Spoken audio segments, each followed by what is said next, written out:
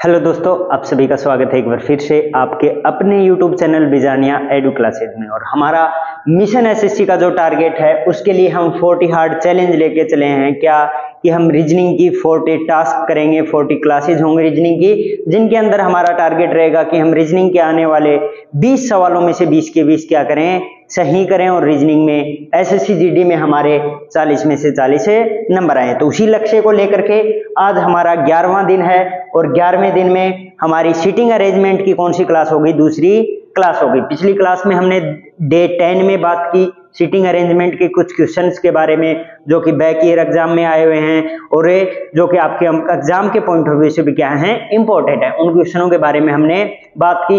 उसी कड़ी में आज फिर से हम क्या करेंगे, सीटिंग अरेंजमेंट की कुछ क्वेश्चनों पे बात करेंगे कि उनको कैसे हमें सोल्व कर सकते हैं, क्विक थोड़ा फास्ट कैसे सोल्व कर सकते हैं, जिससे कि क्या हो, हमारा टाइम बचे। जो हमको एसएससी जीडी में कम टाइम मिलता है, 1 घंटे का टाइम मिलता है और हमारे पास क्वेश्चन है 80 होते हैं। तो उस हिसाब से हम क्या करेंगे कि इन क्वेश्चन को जितना जल्दी हम सोल्व कर पाए उसकी क्या करेंगे, कोशिश करेंगे। और जहां पे भी आपके डाउट आएंगे उनको क्लियर करने की कोशिश की जाएगी। तो आज स्टार्ट करते हैं हम 40 हार्ड चैलेंज का अपना डे 11 क्लास रहेगी हमारी सीटिंग अरेंजमेंट की। उसके बैक ईयर के क्वेश्चनों के बारे में चर्चा करेंगे। तो देखिए आज स्टार्ट करते हैं क्लास डे 11 की क्लास सीटिंग अरेंजमेंट के बारे में। तो देखिए स्टूडेंट, क्वेश्चन से स्टार्ट करते हैं पहला। तो देखिए दोस्तों, अब बात करते हैं क्वेश्चन नंबर 1 की। क्वेश्चन क्या दे रखा है कि 5 व्यक्ति ए बी सी डी और ई केंद्र की ओर मुख करके एक गोल मेज के परिते बैठे हैं। तो कंडीशन अब क्या क्या अप्लाई करनी है आपको कि ई और डी के पड़ोस में क्या है, ए बैठा है, बी और डी के बाएं दूसरे स्थान पे बैठा है, तो बी के दाएं पड़ोस में कौन बैठा है। तो जब भी बात आए किसकी, किसी मेज या फिर किसी भी गोल सर्किल में बैठने की, तो हमेशा क्या ध्यान रखना है कि जब भी मुख किस साइड होगा, केंद्र की साइड होगा। जब भी मैच या गोल घेरे पे बैठने वाले लोगों का मुख केंद्र की साइड होगा तो हमेशा दायां यह होगा और बायां क्या होगा, बायां यह होगा। तो एक चीज तो ये ध्यान रखनी है, अगर क्या हो मुख केंद्र की तरफ न हो करके कहां पे हो, परिधि की तरफ हो, ऐसे मुख हो, तो क्या होगा, तो इसका उल्टा हो जाएगा। दायां तो ये हो जाएगा और बायां ये हो जाएगा। तो इस प्रकार इन चीजों का हमेशा ध्यान रखना है कि केंद्र की तरफ अगर मुख है तो दायां इस साइड से होगा। हम मानते हैं अपने आप को, तो दायां हमारा इस साइड आ जाएगा, बायां इस साइड आ जाएगा। अगर हम परिधि की तरफ खड़े होंगे तो हमें ऐसे खड़े होंगे तो दायां क्या हो जाएगा, हमारा उल्टा हो जाएगा। तो इस प्रकार से यह ध्यान रखना है कि हमको दायां किस साइड होगा, हमारा बायां किस साइड होगा। तो ये तो हमारा एक चीज हो गई। उसके बाद बात करते हैं कि क्वेश्चन कैसे दे रखा है। तो क्वेश्चन में जो जो कंडीशन दे रखे हैं उनको पहले लगाते हुए चलेंगे कि ई और डी के पड़ोस में क्या है, ए है।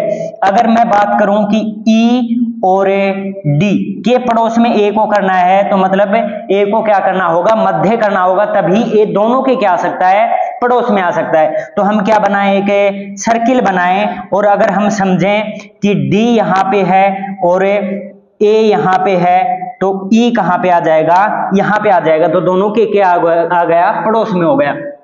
अब दूसरी कंडीशन क्या दे रखी है कि बी डी के बाएं दूसरे स्थान पे है।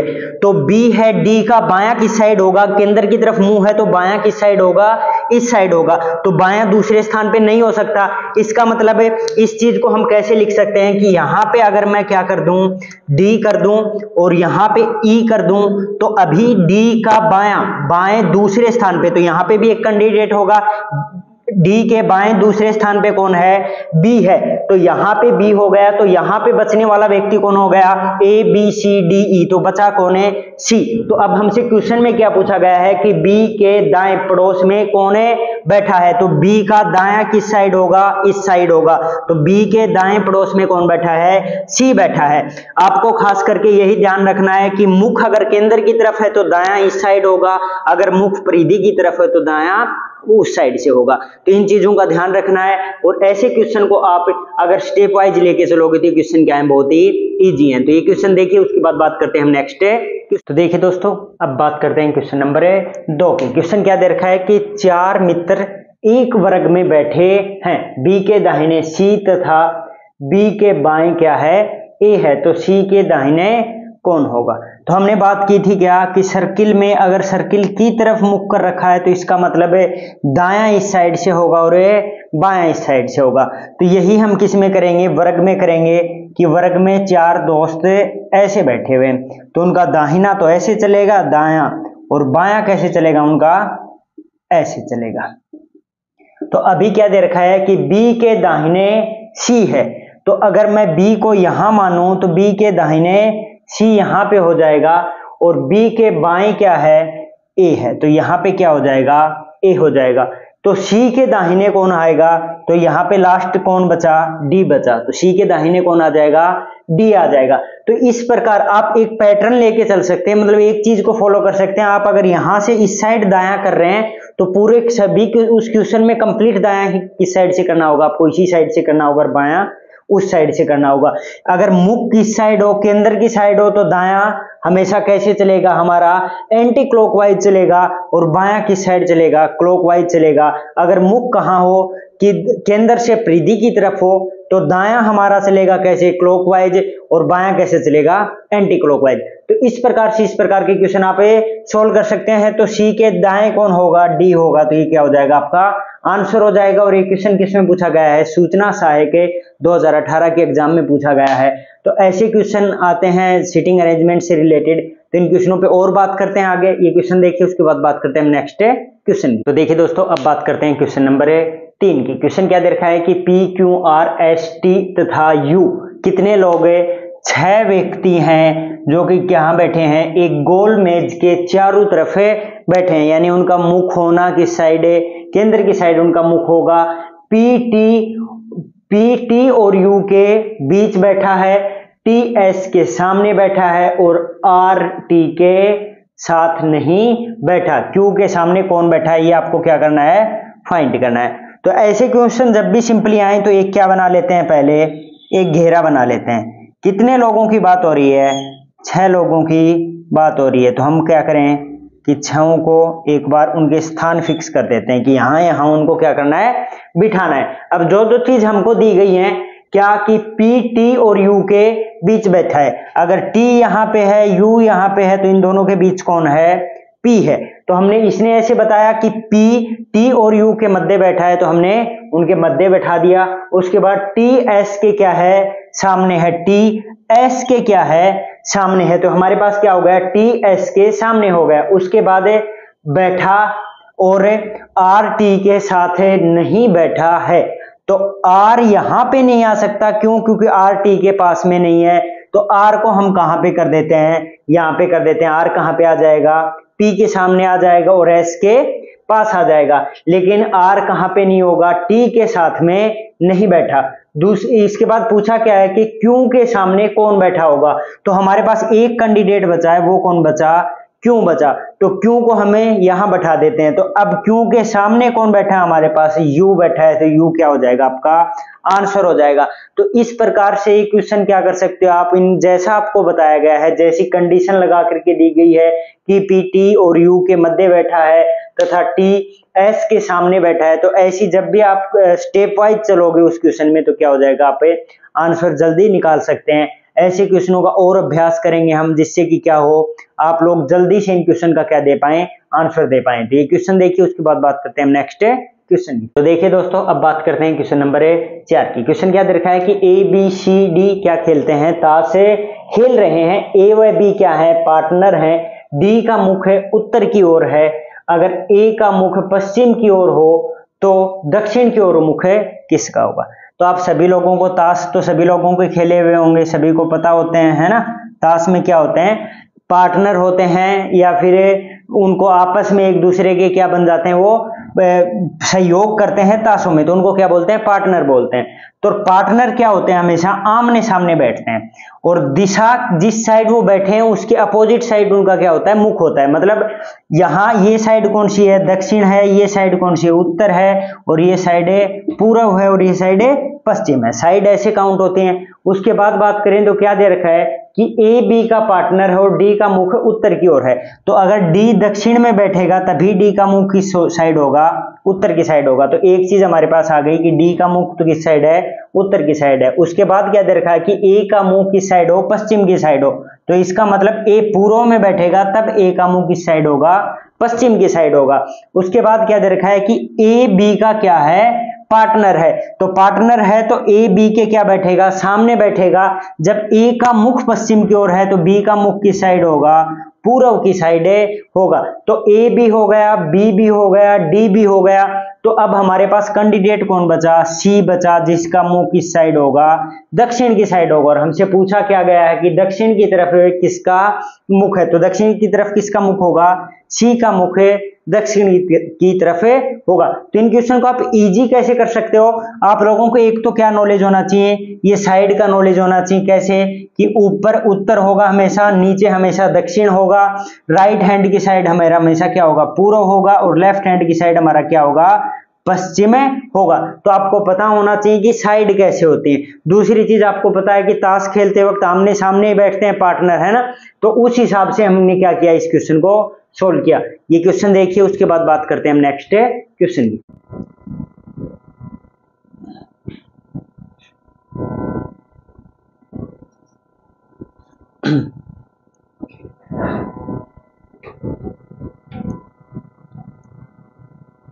तो देखिए दोस्तों, अब बात करते हैं क्वेश्चन नंबर 5 की। क्वेश्चन क्या दे रखा है कि बस स्टॉप की कतार में ए का स्थान बाएं से 7वां और बी का स्थान दाएं से क्या है, 9वां है। ये दोनों एक दूसरे से अपना स्थान बदल लेते हैं। अब ए का स्थान बाएं से 11वां हो जाता है, तो कतार में व्यक्तियों की संख्या कितनी है। जब भी आपको क्या दे रखा हो, दो व्यक्तियों का स्थान दे रखा हो दाएं से बाएं से, और उसके बाद वो अपना स्थान बदलें, तो आपको क्या करना है, किसी एक व्यक्ति का दोनों साइड से क्या निकाल लेना है कि दोनों साइड से उसके स्थान का पता चल जाए कि दाएं से वो कितना है और बाएं से वो कितना है। आपको सिंपली ये जब पता लग जाएगा तो आपके अपने आप क्या हो जाएगा, क्वेश्चन सोल्व हो जाएगा। तो क्या दे रखा है, पहले वो देखते हैं कि ए का स्थान बाएं से कौन सा है, 7वां है। अगर मैं बात करूं इस साइड से, तो ये स्थान कौन सा हो गया, बाई साइड से स्थान हो गया कौन सा, 7वां, और यहाँ पे कौन हो गया, ए हो गया। उसके बाद क्या दे रखा है कि बी का स्थान दाएं से 9वां है, तो बी का स्थान दाएं से क्या है, 9वां है। अगर मैं इस साइड क्या कर दूं, बी कर दूं, और ये कौन सा स्थान हो गया, 9वां स्थान हो गया। उसके बाद क्या दे रखा है कि ए और बी अपना स्थान बदल लेते हैं, तो ए की जगह तो कौन आ जाएगा, बी आ जाएगा, और बी की जगह ए आ जाएगा। तो ए का स्थान, अब ए का स्थान बाएं से क्या हो जाएगा, 11वां हो जाएगा। तो इस साइड से बाएं से ही ए का स्थान क्या होगा, 11वां स्थान हो गया बाएं से, और दाएं से कौन सा रहा, 9वां रहा। तो हमारे पास इस एक पॉइंट के दोनों स्थान आ गए, दाएं से भी आ गया और बाएं से भी आ गया। तो सिंपली क्या करना है, वही करना है हमको, राइट प्लस लेफ्ट माइनस 1 बराबर क्या आ जाएगा, टोटल वैल्यू आ जाएगी हमारे पास। तो 11 और 9 क्या है, राइट लेफ्ट हैं, तो 11 प्लस 9 माइनस 1 बराबर है टोटल, तो 11 में 9 जोड़े तो 20 हो गए, एक माइनस करेंगे तो क्या आ जाएगा, 19 बराबर क्या आ जाएगा टोटल आपकी, कि कतार में कुल कितने व्यक्ति हैं, तो कितने व्यक्ति हैं, 19 व्यक्ति हैं। जब भी आपके सामने ऐसे क्वेश्चन आए कि जिनमें स्थान बदलने के बाद आंसर निकालना हो, तो सिंपली क्या करना है कि एक स्थान जहां पे वो क्या कर रहे हैं, स्थान बदल रहे हैं, वहां से आपको दाएं का मान मिल जाए, वहां से आपको बाएं का मान मिल जाए, तो दोनों को जोड़ करके 1 माइनस कर दो, आपका क्या आ जाएगा, आंसर आ जाएगा। इस टाइप के क्वेश्चन एग्जाम में बहुत बार पूछे जाते हैं, तो ये क्वेश्चन ध्यान से देखिए। उसके बाद इसी पैटर्न से आधारित कुछ और क्वेश्चनों पे बात करते हैं हम, ताकि क्या हो कि इन क्वेश्चनों में आपका डाउट क्लियर होते हैं। क्वेश्चन देखिए, उसके बाद बात करते हैं नेक्स्ट क्वेश्चन की। तो देखिए दोस्तों, ये रहा आपका क्वेश्चन नंबर 6। क्वेश्चन क्या दे रखा है कि लड़कों की एक पंक्ति में राम का स्थान बाएं से क्या है, 9वां है, और श्याम का स्थान दाएं से 12वां है।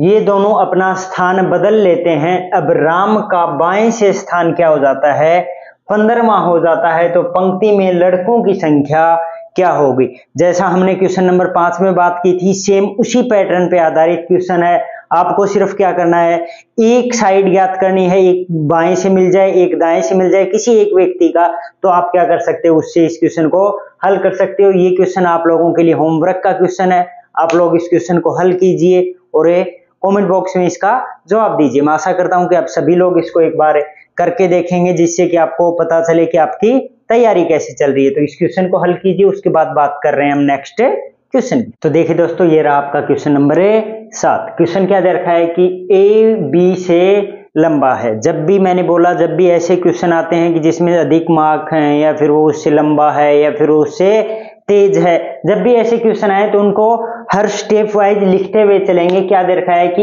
ए बी से क्या है, लंबा है, यानी ए लंबा है बी से। एक चीज हमारे पास है आ गई, परंतु सी जितना नहीं, ए किसके जितना लंबा नहीं है, सी जितना लंबा नहीं है। तो पहला समीकरण क्या बन गया कि सी तो ए से बड़ा है और ए बड़ा किससे है, बी से है, यानी सी भी बड़ा किससे हो गया, बी से हो गया। ये पहला समीकरण बन गया।